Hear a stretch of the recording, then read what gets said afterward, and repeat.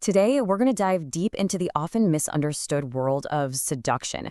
And forget what you think you know about cheesy pickup lines, we're talking about the hidden psychological game behind it all. So, have you ever really thought about it? What is it that makes someone truly unforgettable? It's not always about looks or charm. The real answer is way more complex, and honestly, a lot more fascinating, because it's all in your head. It's psychology.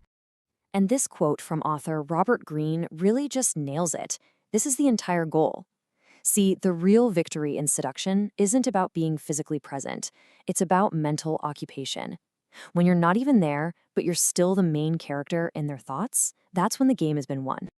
So how do you even get there? Well, the core idea is pretty provocative. It doesn't start with attraction. It starts with a feeling of lack, a kind of psychological wound. Okay, so what does that really mean? At its most basic level, seduction works on this one principle. Everybody is missing something, right? Nobody is 100% happy. The true art of the seducer is to figure out that void, that little insecurity or vulnerability, and then position themselves as the one, and only, person who can fill it. The original word for erotic actually comes from the god who wounds someone with an arrow. Seduction kind of works the same way. It's about creating this little wound, this feeling of need and dependency. You become the solution to a problem they might not have even known they had until you showed up. All right, so once that feeling of need is there, the next phase kicks in, and this is all about moving past reality and building a powerful, compelling fantasy inside the other person's mind. Remember that main objective? To live rent-free in their head? This is where you start creating the material for their daydreams. You want their imagination to just completely take over, to start adding details and idealizing you, especially when you're not around. And this brings us to this really cool concept called crystallization. So, the French writer Stendhal had this great analogy. He said it's like dropping a bare tree branch into a salt mine. When you pull it out later, it's covered in these beautiful, sparkling crystals. In seduction, your target's imagination does the exact same thing to you. It covers you in all these fantasies until you look perfect. And this perfectly explains why this tactic just doesn't work on everybody. Someone with a big imagination, they will gladly wrap you up in these fantasies. They get hooked by the mystery. But a very matter-of-fact, down-to-earth person, they just see things as they are. They're pretty much immune because they're not going to do the work of building that fantasy for you. All right, let's get into the nitty-gritty. Let's open up the playbook and see how this all works. We're going to look at the specific tactics of what Greene calls a cold seducer. This is someone who sees the whole thing as a game of strategic manipulation. So here's a crucial point. In an age where everyone overshares everything, mystery is power. Instead of being a totally open book, a seducer creates intrigue. They might seem like a straight-laced accountant, but then they let slip a rebellious rock and roll side.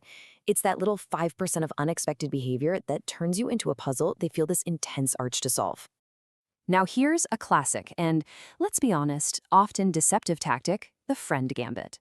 A lot of people, especially women, are naturally cautious. So by offering friendship first, a seducer gets them to lower their defenses. Then, over time, they build what feels like a really genuine, trusting connection. And then once that emotional bridge is solid, they start to inject a sexual element. It leaves the target confused and totally emotionally tangled up. And then you have the more obviously manipulative tactics, like what some pickup artists call negging. This is that whole wound theory in its rawest form. You subtly criticize someone, hitting on a potential insecurity. This instantly creates a need for your approval. It creates a wound that you can then offer to heal with a little bit of kindness, which makes it a really potent and kind of nasty technique. Okay, so we've seen the playbook. Now let's flip the script. How do you actually defend yourself against this kind of psychological game? How do you spot it when it's being played on you? The key really is learning to tell the difference between genuine interest and a calculated performance. And believe it or not, there are some really specific red flags you can look for that give the whole game away. So if someone is trying that friend gambit on you, pay close attention to the pacing. A calculating seducer is always in a hurry. They don't have months to build a real friendship. So if someone goes from being a total stranger to your supposed best friend in like a week, texting you constantly, pushing for intimacy, that is a massive sign that something else is going on. And this is where paying attention to nonverbal cues is absolutely critical. A narcissist or a manipulator can fake a smile, no problem, but they can't fake their eyes.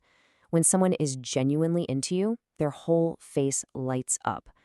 With a manipulator, though, there's this weird disconnect. The mouth is smiling, but the eyes are just cold. They're dead. They're not emotionally there. So many people get a bad feeling about someone right at the beginning, but then they immediately talk themselves out of it. They think, oh, I'm just being paranoid.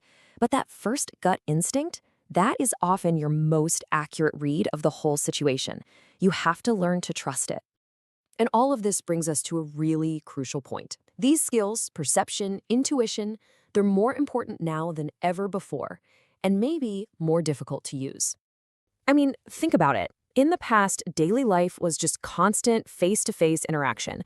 People, especially women, developed these super fine-tuned instincts for spotting danger and insincerity. But now, in the internet age, so much of our communication is filtered through a screen. We're just losing practice, and our ability to read those subtle, in-person nonverbal cues is starting to get rusty. That crucial skill of perception is seriously being degraded. So, what's the single best defense in this modern world? It's the ability to create emotional distance, to not get immediately swept up in the moment. The power to just stand back, observe, and analyze what's actually happening before you react. That's your greatest asset. Which leaves us with one final question to think about. In our culture right now, where everyone shares everything, and people are, as Green says, so goddamn obvious, has mystery become the new currency? Is the person who holds back, the one who stays a puzzle, are they the one who truly holds all the power? Something to chew on.